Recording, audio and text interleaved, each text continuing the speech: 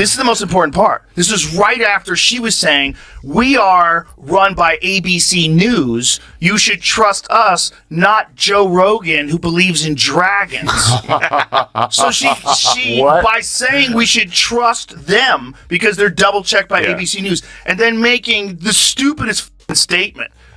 Like you didn't listen to what I said. Yeah. You didn't listen to what the wildlife biologist, and that's only a part of what he said. I can't the other part of what he said was there was something before that where he was explaining encounters with giant reptiles. And there's also, listen, it doesn't make sense to me that a middle-aged woman could be dumb. When you're worried about losing your job and you're worried about podcasts taking over and who's the source of news, and we said Donald Trump was Hitler, but half the country disagreed with us and he won, and this is fucking great, and Joe Rogan believes in dragons. Joe Rogan just hit The View with a jaw-dropping $100 million lawsuit, and Sunny Hostin's eyebrows still haven't recovered. This isn't just a legal war, it's a full-blown courtroom roast, and Rogan came armed with a flamethrower. So what? Lit the fuse? Let's just say The View ran their mouths one too many times, and now they're paying the price. It's Joe Rogan versus daytime drama, and spoiler alert, he's not pulling any punches. Buckle up. This legal smackdown is messy, fiery, and only just beginning. Grab your popcorn because this courtroom cage match is already off the rails. So, apparently Joe Rogan has the most popular podcast on Spotify, and he's repeatedly spread COVID misinformation and invited guests on to do the same. I agree that Joe Rogan is a horror. I mean, I'm not saying that Joe Rogan should be removed from Spotify. He's got 11 million listeners. He's got $100 million, contract as of 2020. But I do think as the podcast platform, you have to have some sort of guidelines. How about a disclaimer on his podcast that says, this is You know the world's officially off the rails when Joe Rogan drops a $100 million lawsuit. And somehow, that's not even the wildest part. The real chaos came after, when Rogan launched a verbal scorched earth campaign straight from his podcast. Studio. He lit up The View like it was open mic night at a therapy session, hosted by people who skim headlines and call it journalism. This wasn't just a legal move. It was a full-blown mic drop moment, and Rogan didn't hold back. Why people like our show, because they know that we are checked by ABC News. But we're checked by everybody. Yeah, I mean, if we're wrong, we have, the legal note here. You legal? But we went from Walter Cronkite, basically, to this guy, Joe Rogan, who believes in dragons. I checked it. He believes in dragons? He believes in dragons. Did you triple source that? Yes, I did. And he also thinks that dragons, like dinosaur-y type of animals, roam the earth when... Let's rewind this flaming train wreck to where it all started. A cozy little bubble of outrage known as daytime TV, where the coffee is lukewarm and facts are more like suggestions. The View, where nuance goes to die, decided it was time to poke the bear again. And this time, their target was Joe Rogan, a man with an audience the size of several small nations and zero patience for performative nonsense. I had to read the thing about The View because I just thought it was funny. What's That's the deal? only reason why I read that about me. Dragon lover. Joy Behar was trying to say that I believe in dragons. Wait, what is this? She said, I checked it. And the lady goes, did you double check it? She goes, I checked it. He believes in dragons. Should be like Sasquatch, Sasquatch, they live alongside bitch. people. Wait, it was from a wildlife biologist who came on my podcast. It was from Forrest Gallant. Sunny Hostin, always eager to turn an uninformed hot take into daytime gold, made the bold mistake of floating an accusation that Joe Rogan didn't just disagree with, he found legally actionable. And just like that, Rogan's legal team had a brand new reason to clear their calendars. But he didn't go to war face to face. Oh no, that would have been far too generous. Joe did what he does best. He headed back to the studio, put on the headphones, leaned into the mic, and detonated. Hey, Megan, I get it. I also hate Joy Behar. So I don't love you, but I also hate that squawking bird. So I hate the whole thing. And frankly, that show, you want to talk about a show that set women back, is The View. You want to talk about that show. If the CIA is engineering, Antifa and fucking the Capitol riot, some crazy misogynist engineered The View. Because there's nothing worse than The View. In terms of there are so many brilliant women out there. None of them are on The View. None of them have gone near the set of The View. I mean, they have brought in the lowest tier of the, what is it, the Y chromosome? No, double X. Okay. Double X. They brought in the lowest of the double X's for that one. It's rough. Yeah, did you watch the episode where Tulsi Gabbard got on to defend herself and Joy Behar starts panicking and going over her notes while Tulsi is refuting everything that she said? Yeah, I mean, Joy Behar, like, again, these people have dementia. These are people who, like, should not be allowed out of the house. They have a national... The View came for Joe Rogan. Hard. But unlike their usual drama, this one wasn't getting tied up with a neat bow before the next commercial break. Rogan didn't just criticize the show, he incinerated it. In a raw, unfiltered, caffeine-charged tirade, Rogan shredded their credibility like a hot knife through lazy punditry. He mocked the foundation of their arguments, ripped apart their performative outrage, and dissected their smugness with surgical precision. And Sunny? Silence. Not a single word since the lawsuit dropped. You could practically hear her legal team whispering, "Please, for the love of God, don't make it worse." Which frankly is a miracle, considering The View hasn't hosted an unspoken thought since 1997. What made Rogan's takedown even more brutal? He didn't raise his voice. No audience, no applause signs, just facts, a mic, and the quiet confidence of a man who isn't auditioning for an Emmy in dramatic whining. Instead of trading jabs, he dismantled their narrative like a half-assembled IKEA shelf, missing 3 screws and a backbone. And that $100 million legal filing? Not a stunt, not a tantrum. It was a blistering statement. You don't get to broadcast baseless nonsense on national TV and walk away clean. A wild concept, apparently to The View. Then is that representative of a big constituency? I think probably yes. Well, a lot of MSNBC people... viewers are probably also thinking, I don't even think the MSNBC viewers. I think that's they're a too little bit far. more sophisticated than that. Yeah. This is like low information, blue no matter who, like older housewives who are mad at the world. That's the appeal that Whoopi Goldberg has. Does Whoopi have children? No idea. It's interesting too, like really politically motivated older women who don't have children. Yeah.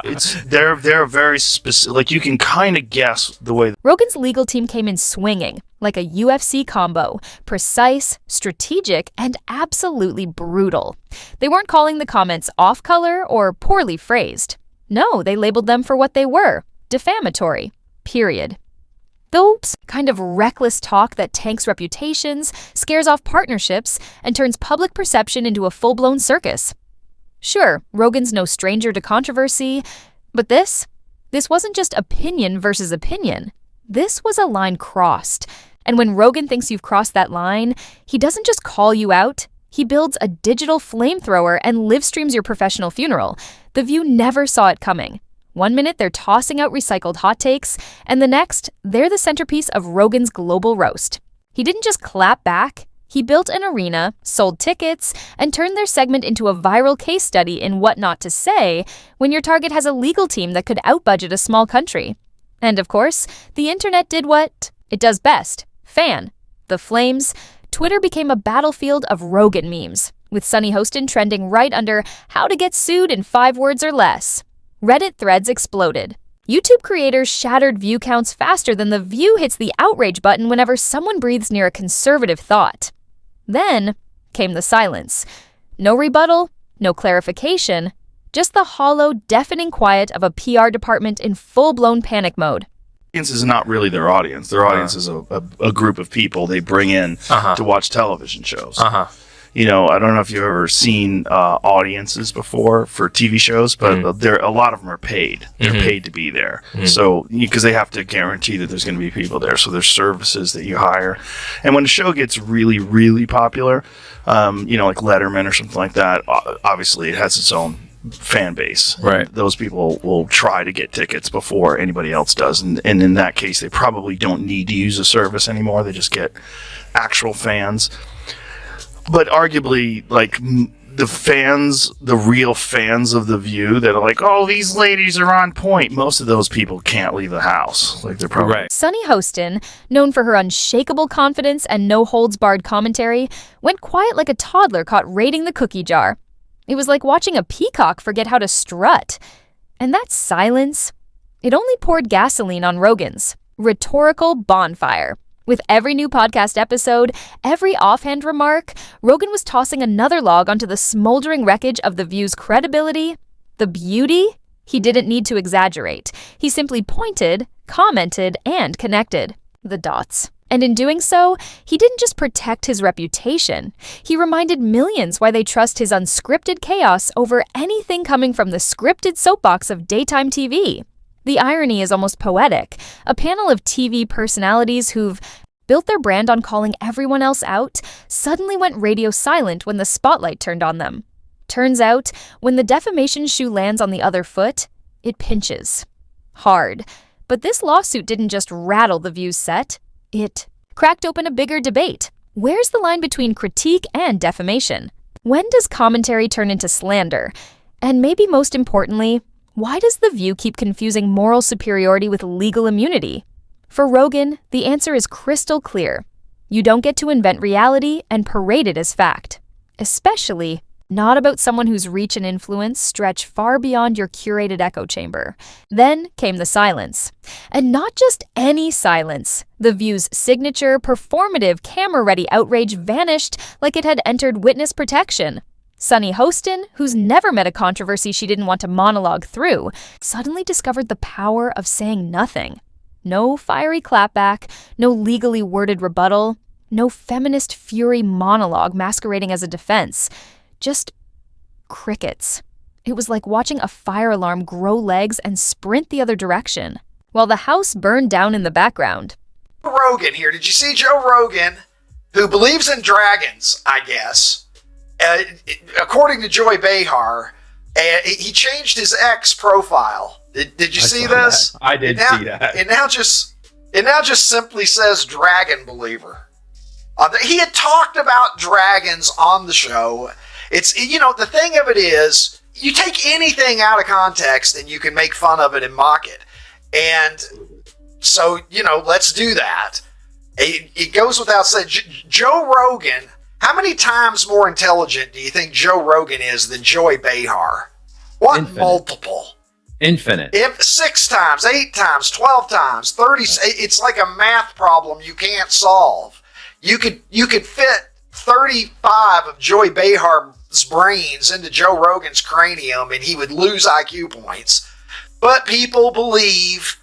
Let's be real, when The View chooses silence after getting slapped with a $100 million lawsuit, it's not a strategic pause. It's a tactical surrender.